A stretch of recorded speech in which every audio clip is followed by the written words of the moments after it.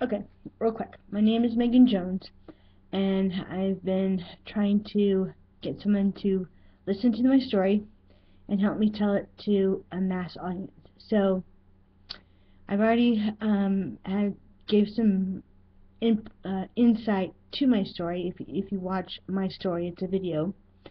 Now here are some more details, and there will be like different sections, probably two sections of what I have to say.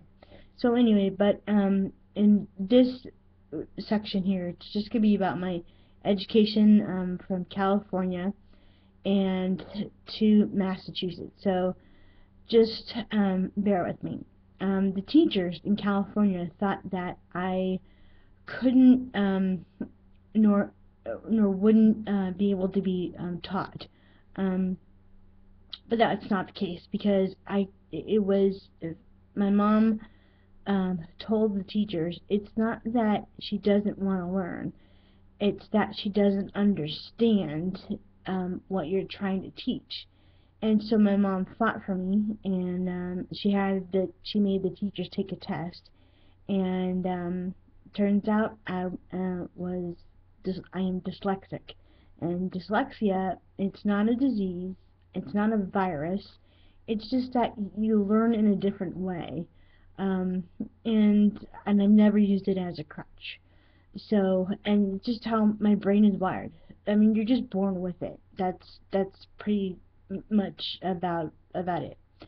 And then I started to attend special ed when I was in the first grade up to about the fourth grade. The school was Crocker Highlands. Then I had to repeat the fourth grade, and the teachers felt it was the right thing to do.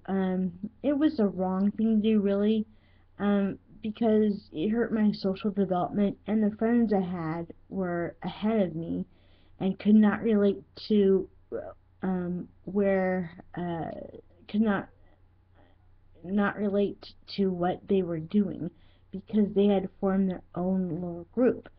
And I couldn't understand where they were, and they couldn't understand why I was so behind.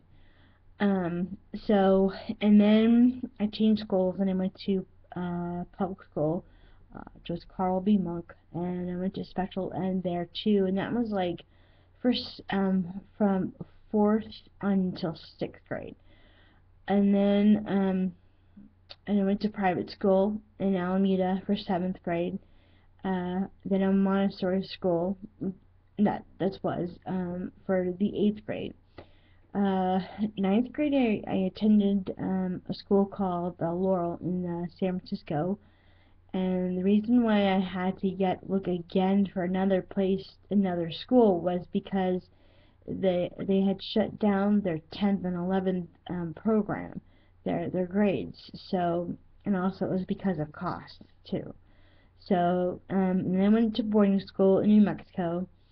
I wasn't politically indoctrination, but it gave me life experience and the pieces of American history that I am so proud to have been given the opportunity to attend.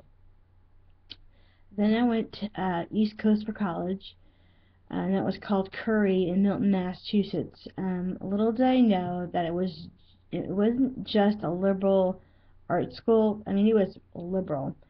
From the first few weeks I got there, started classes, I was homesick, which of course everybody gets.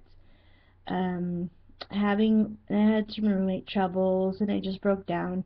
One of the staff members helped me suggest that I see a psychologist.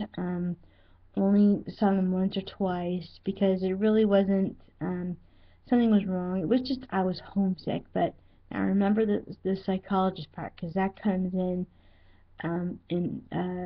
before I leave California, and I will tell you that. So when I signed up for political science classes, we had to purchase the professor's book that he wrote.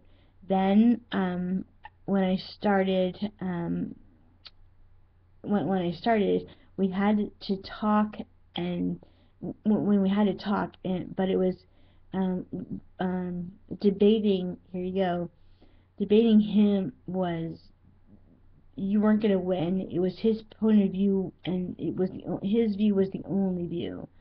Then I was forced to take a women's lib class because I was told it fell under my major. But my major was communications. I don't think that really fell under it. But it kind of dawned on me that A, it was useless, and B, was the stick that was wedged between my father and I. And C, I came to the conclusion that I did not have to take this class because it wasn't under my major. No, it was because they needed to fill the class in order for it to run. When it came time to graduate, there were two aspects of the day I wanted to be part of or have a say. One was to choose a commencement speaker. I suggested George Bush. Yeah, and the student activities wanted Maya Angelou, and we had John Kerry.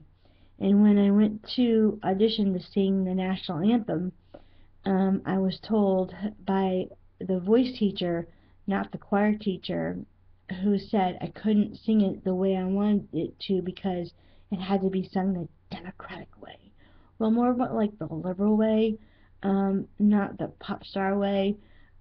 So that is the education synopsis from California to Massachusetts. So stay tuned, and I'll be making another video, and the next one will be about my work experiences in Northern California. So you want to stay tuned to that. Okay.